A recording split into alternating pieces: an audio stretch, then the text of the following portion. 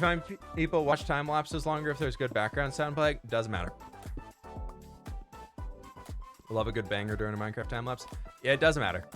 Time lapses are not a good way to. If your content is purely based around time lapses, yeah, I have efficiency 5 on the pickaxe and we have haste 2 on the beacon. So we're going as fast as we possibly can here. But if your entire YouTube channel content is relying on time lapses, unless you're doing something like a Trixie Blocks, but if you look at the way Trixie Blocks does things, it's not one consistent time lapse. It's all stutter cuts. It's all stutters. It's all little things that are going around the other. They're just building on top of each other where it's little transitions. The big thing about time lapses and just video content in general, this one I actually learned from PewDiePie a while ago, is I don't really watch his videos that often, but when he puts a YouTube advice video out, they're pretty interesting to listen to because he's a great creator. As much as you might not like who PewDiePie is, you can't deny that he does a fantastic job of creating engaging content. It's pretty obvious. But anyways, PewDiePie a while ago, like 3 years ago at this point in time, and it's the only thing that stuck with me besides learning about the pen tool in Photoshop. It's amazing. Use it. It's glorious. But he mentioned that if you are making videos and you have a still image or one scene in your video for more than 7 seconds, you will lose viewers. If you think about it in terms of a time lapse, if you have just a grand scale time lapse going all the way across everything you're doing ever, that just is like a whoom and everything's kind of building up in front of it slowly, people will leave. It's boring. You have to think about YouTube now in terms of like, now that TikTok is a thing, now that like it's same with Vine was back in the day and all that stuff where it's quick content. It's very just like snappy. It's to the next, it's to the next, it's to the next. It keeps you going. It doesn't let your brain settle.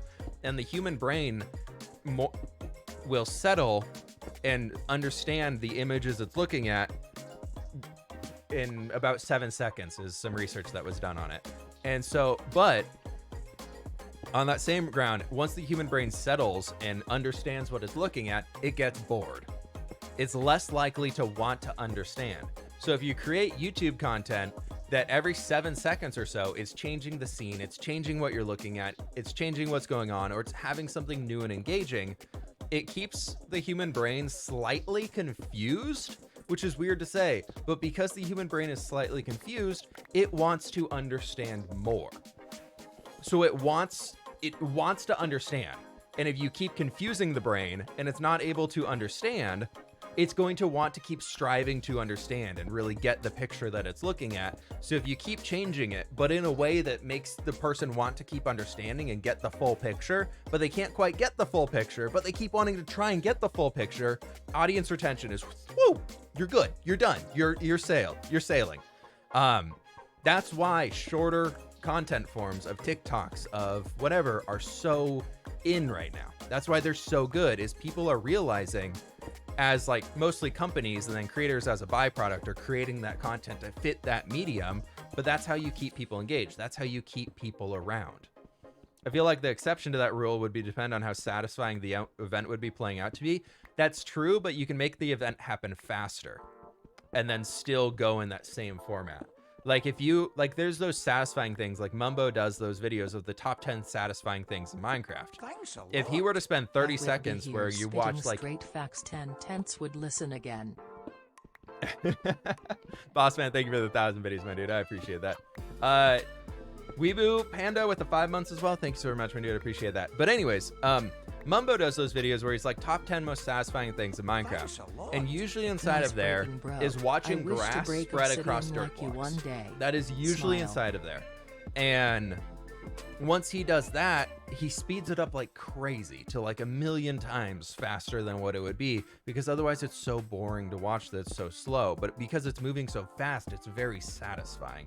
The same way with building is you can still have that satisfaction of watching something finish all the way throughout, but it just goes quicker, you know, it happens faster. But once you get all those things, they're just the slow time lapses of where it's like, 2 minutes of your just camera circling around in a big circle around the build as the build's coming up in the middle of it.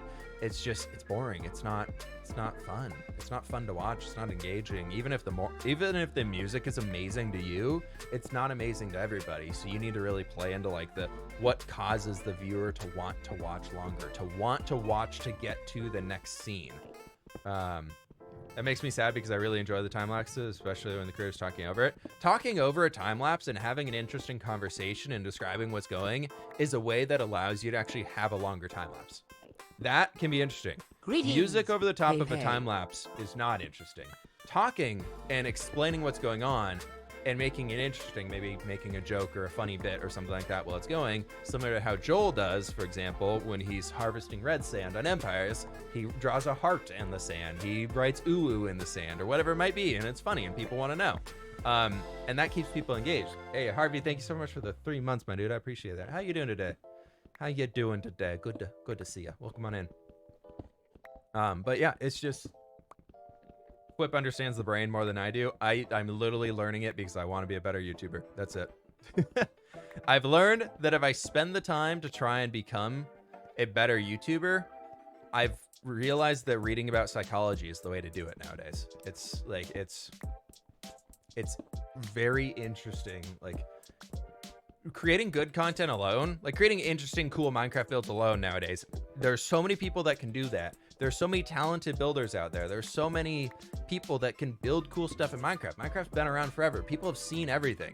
There's always a new way to put blocks together, but people have seen all that stuff happening. So now it's, how do you captivate the attention of the audience, especially when there's so much noise out there? How do you keep them around to watch your videos?